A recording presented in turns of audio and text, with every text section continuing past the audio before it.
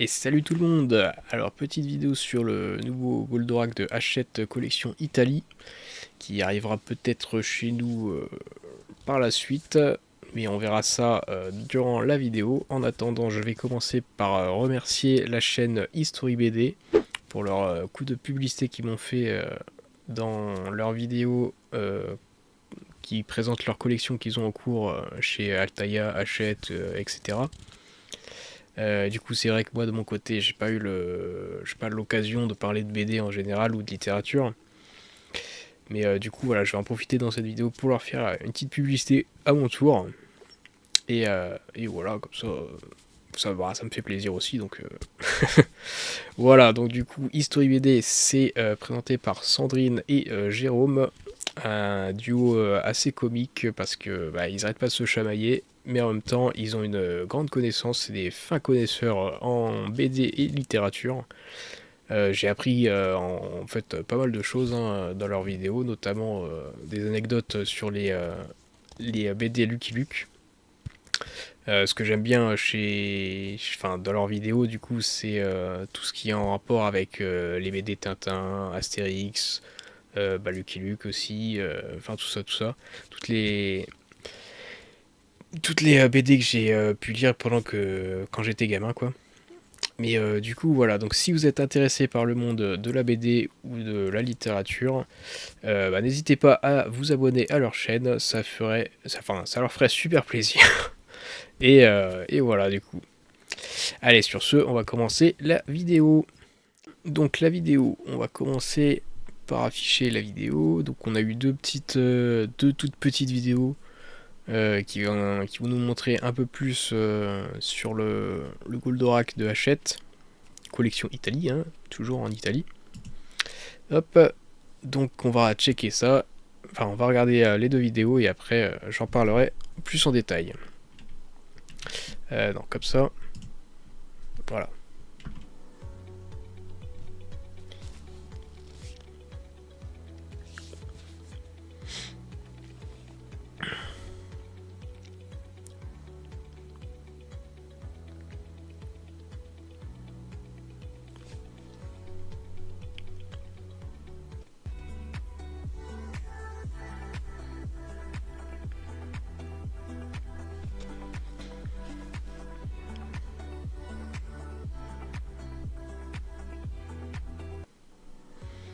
Ok, bon, ça a été très vite, hein. Hop. Donc, on va commencer par la première vidéo. Donc, ce qu'on peut voir, c'est qu'il y a un système d'aimant. Hop. Ici, sur les jambes, sur à peu près toutes les parties du corps.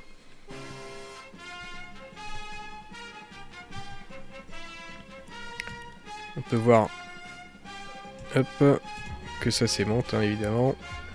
Ça peut s'enlever. Donc j'arrive toujours pas à voir si c'est vraiment du métal ou si c'est du plastique et qu'on aura remis les aimants par-dessus, quoi. Mais en tout cas, voilà, il y a les deux parties qui sont...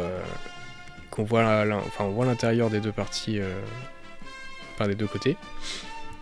Ouais, donc c'est en gros, oui, c'est simple, hein, ils ont juste pris le côté de Hachette, enfin celui de l'ancien Hachette, puis ils l'ont mis de l'autre côté également, c'est pas sorcier. Ensuite, la tête, donc on voit bien que cette tête là, c'est pas la tête définitive, et qu'elle est peut-être. Je sais pas, j'ai pas l'impression qu'elle soit trop grosse, enfin elle est un peu trop petite. Donc peut-être que ça reviendra par-dessus, mais c'est bizarre. Ou alors c'est le prototype. Enfin, c'est un prototype de tête qu'ils ont testé pour voir l'articulation de la tête. Donc on peut voir que ça s'allume. Hop. Donc il y a un petit bouton ici. Donc je pense que pareil, hein, ça va sur le... Là je pense que c'est le prototype, donc du coup je pense que sur la vraie tête finale, ça s'allumera pareil, peut-être avec un bouton. Ou alors du coup avec la fameuse télécommande. Là on peut voir aussi en arrière-plan les planitrons et les missiles gamma. Voilà, donc du coup, la tête à la fin, donc ouais, elle est un peu plus grosse. Il n'y a pas encore toute la peinture à mon avis qui est faite, mais ça doit être le prototype plus avancé là. Et on peut voir que les cornes au fulgure sont transparentes, enfin il y a une lumière qui passe à l'intérieur et ça clignote. Et les yeux du coup s'allument. Ensuite on va passer à la soucoupe. Donc à la soucoupe on a les mégavolts qui s'allument. La soucoupe en général elle est elle a l'air d'être j'ai envie de dire en métal, mais je suis vraiment pas sûr. C'est difficile à dire avec la lumière qu'il y a. Mais bon, là il y a la télécommande qui montre tout en bas. Hop. Donc là on peut voir Actarus qui tombe. Enfin, qui a un système de clapet, je pense, ou c'est qu'il s'abaisse et il remonte. Pour faire genre qui tombe du siège, enfin qui descend. Les réacteurs ici s'allument. Et en dessous, il me semble qu'il y a toutes les lumières jaunes qui s'allument. Et aussi une lumière rouge en plein milieu. Donc oui, pourquoi pas. J'ai pas souvenir de ça dans l'animé. Ouais, quoi, peut-être un ou deux épisodes. Mais je suis pas sûr. Donc là pareil, hein. Hop. Ah bah c'est déjà fini, ok. Du coup voilà. On peut voir aussi sur le Goldo jusqu'à à peu près où les pales des fulgures au point se rétractent, enfin se plient quoi. Se rétractent ou pas. Donc je pense pas hein, que ça fasse le fulgure au point entier, hein, vu que on voit pas de rouge à l'intérieur. Donc je pense pas. Après, peut-être que c'est le proto et qu'il n'y a pas toutes les couleurs qui sont mises dessus, mais en vrai ça m'étonnerait. Hop. Donc après, vu qu'il y a un système d'aimant, je pense que ce sera pas une figurine à manier tout le temps, hein, évidemment, parce que qui dit aimant, qui dit ça tient pas forcément ultra bien, surtout si c'est des pièces lourdes, si c'est du métal. Si c'est en plastique encore, ça peut aller. Si c'est des bons aimants. Mais j'imagine ceux qui ont le King Arts, je pense qu'ils savent un peu ce que c'est de manier une figurine avec plein d'aimants. Bon après, là ce serait une figurine plus grande évidemment, mais voilà, c'est toujours galère je pense. Donc ouais, donc on voit aussi que la tête elle peut être bien en arrière. Enfin bien en arrière. Du moins assez pour qu'il soit dans sa soucoupe.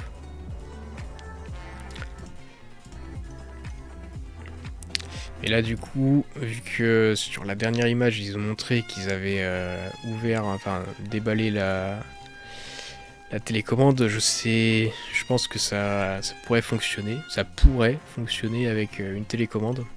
Enfin avec la télécommande. Après l'ouverture du train arrière, quand Goldorak il revient dans sa soucoupe, je pense pas que ce soit fait par la télécommande. Mais ça m'a l'air d'être en métal en vrai. La majeure partie de la soucoupe m'a l'air d'être en métal. Et d'autres parties, je pense les parties qui sont amovibles sont en plastique. Ce qui est plus logique pour faciliter la mobilité du truc. Parce que mine de rien, va falloir un bon mécanisme pour que ça reste en l'air si jamais on veut le laisser, enfin ouvrir la trappe par derrière quoi.